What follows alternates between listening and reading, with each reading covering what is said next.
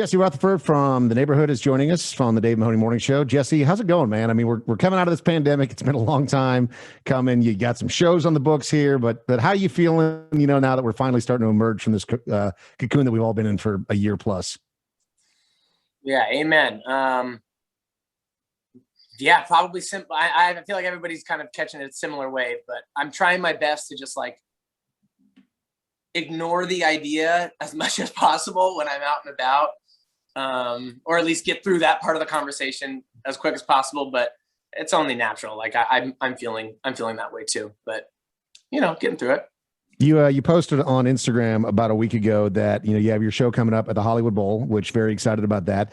It's on October 9th. Tickets are available now. And you said, I cannot effing wait for this show. An absolutely monumental moment in my life. Hope to see you there. How is this a monumental moment in your life?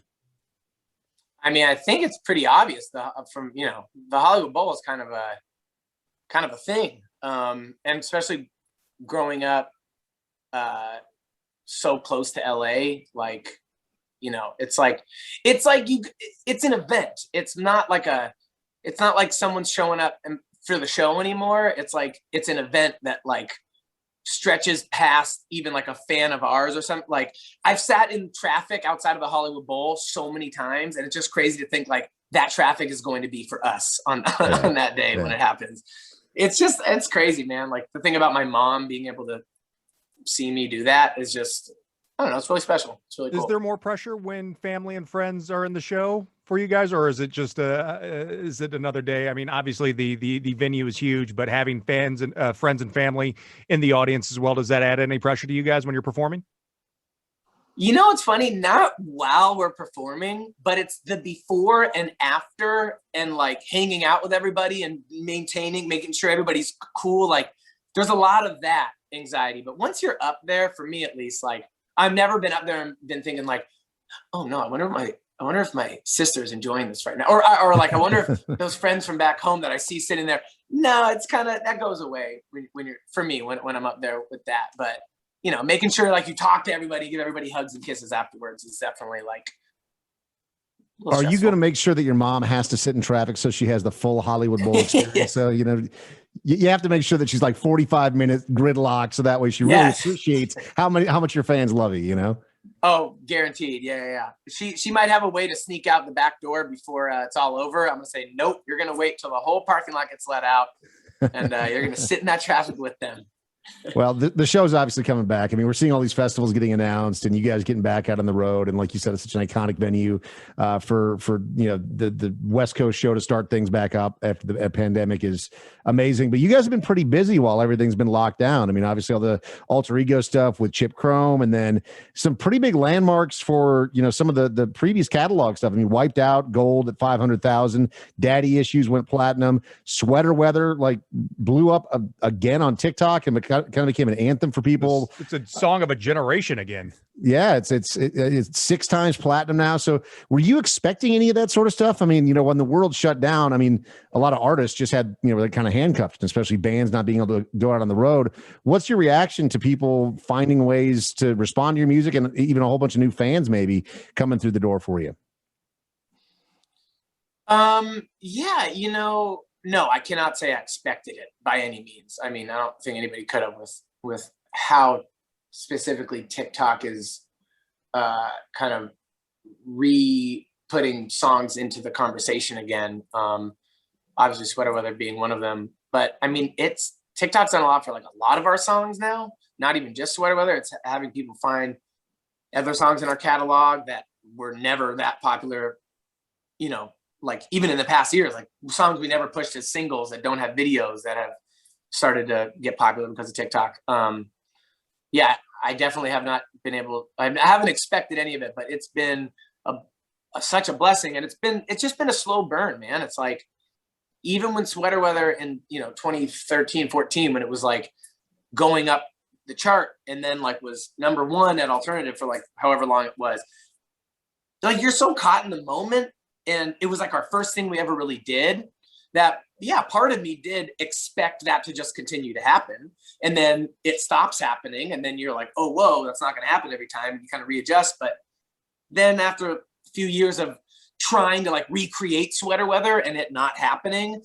I've kind of just, all of us in the band just kind of chilled out. And that's what a lot of this new album was about too. Like, all right, we tried chasing whatever that was. Like, let's just fucking not, and let's just do what we're going to do now. And clearly that was the answer, because now things are coming back in the conversation. Stargazing is doing what it's doing. Huge, so it's yeah. like, you know, whatever's happening is happening. And I'm just happy to still be here, being able to do it.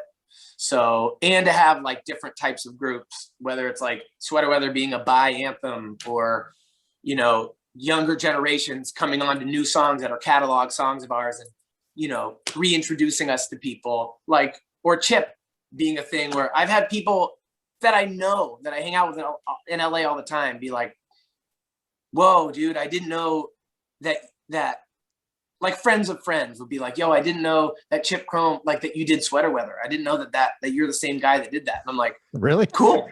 And it's working. Yeah. The alter ego is working. Yeah. So I guess it's working. Let's talk about Stargazing, since you just brought it up. You guys did a really interesting music video for that had all these different cameos. I'm just curious, like from a production standpoint, how do you start deciding who you want to be a part of the video? I mean, because you've got, you know, Jaden Smith and Lana Del Rey and Benny Blanco and then Blake Griffin. I mean, it's an interesting group of people. Did you guys just reach out to them because you know them? Was there your record label going, hey, this person might be interested? How does that actually happen? Yeah, I mean, for the most part, yeah, we were friends. You know, we were friends with quite a few people. And then there was a couple new intros. Blake Griffin was a big fan of Chip, so that was awesome. kind of easy. So yeah, and then I kind of just, you know, I was just hitting everybody up on Chip's behalf, and I was saying, hey, listen, I know you got a lot of stuff going on, you're very busy, but my friend Chip really wants you to be in his music video.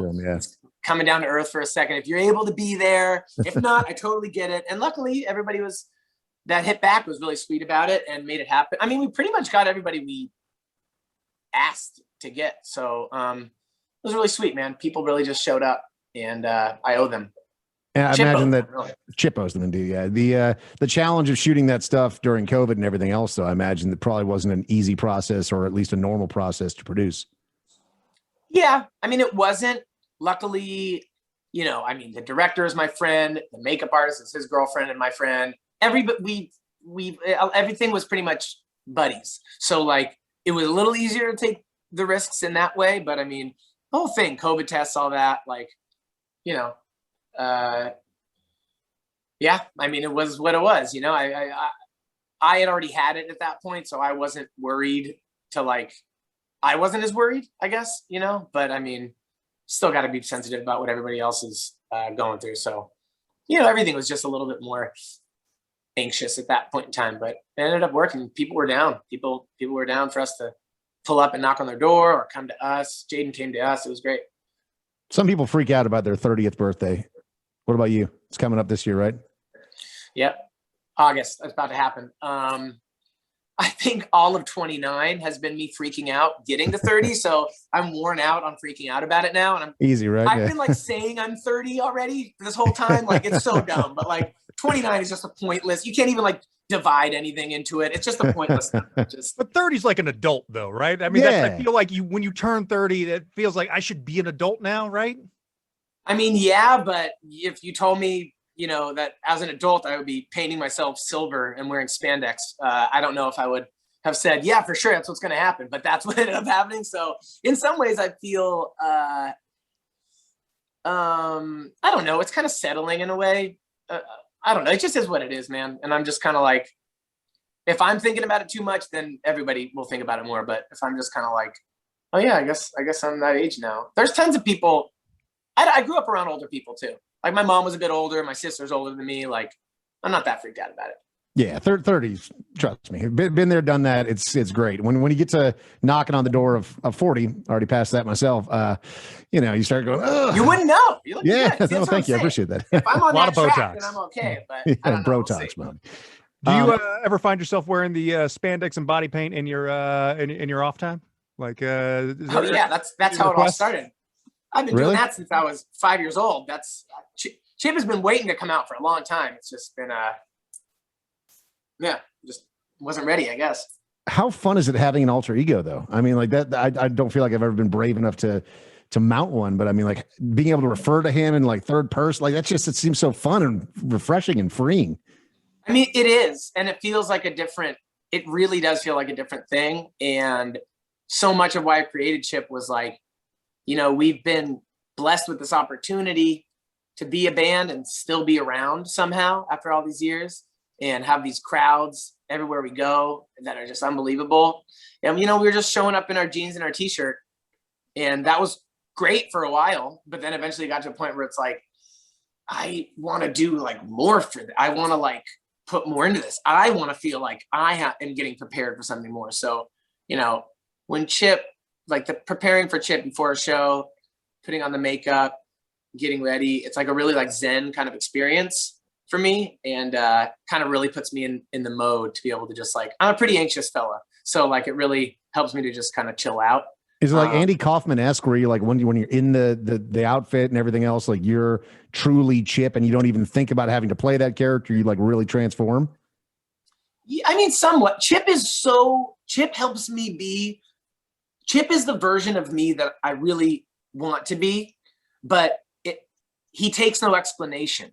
That's why Chip doesn't talk. He just sings his songs because there's no explanation. Like when you're that like done up and on 11, with the look, for me, it helps me to relax with everything else. My singing, my guitar, just my interactions. Like my favorite thing is when Chip, whatever, you get the point. When I'm Chip and I have to, like, if I were to talk to you right now, but face to face in real life, I love being able to talk to people as Chip because it's not like I talk or act any different. I don't go that character. If anything, I'm probably a little slower and more normal and less compensating than I am right now, like talking a bunch. And it's almost so jarring, I think, to people for that. I mean, it's weird looking. I look like a fucking weirdo. And to be talking like really normally, I think that's the balance that I love with Chip. It helps me to feel just like at peace. And just like, have you ever thought about going out just onto Hollywood Boulevard and just seeing if you can get any like tips dressed as Chip, as one of those characters that just stands there in the chrome body paint? Yeah, if you watch the music videos, I do it. Yeah. Oh, you have? I haven't even seen that yet. That's amazing. You got to check the music videos out. It really helps, like, not to plug myself here, but literally the music videos are beautiful. The director who did them are like, they blow my mind. So yeah, if you have a chance, check out Pretty Boy. Because your art direction has always been superb. And if I could make just one suggestion, because I love your alter ego, and another alter ego that popped up during the pandemic was Max Collins' Chevy Mustang. I don't know if you're familiar with the Chevy Mustang from Max Collins, the lead singer of E6. But if we could get a Chevy and Chip combo collab on a rap track, I would die a happy man. Chevy Collins, that's a great name. I'm gonna look that up. Hey, Jesse, thanks so much for taking some time today, man. Really appreciate it. Congratulations on the big show coming up at Hollywood Bowl on October the 9th. Music is amazing. I'm so glad that you're releasing new stuff again. I appreciate you cutting out some time for us today. Yeah, same to you guys. Thanks, fellas. Take care. Soon.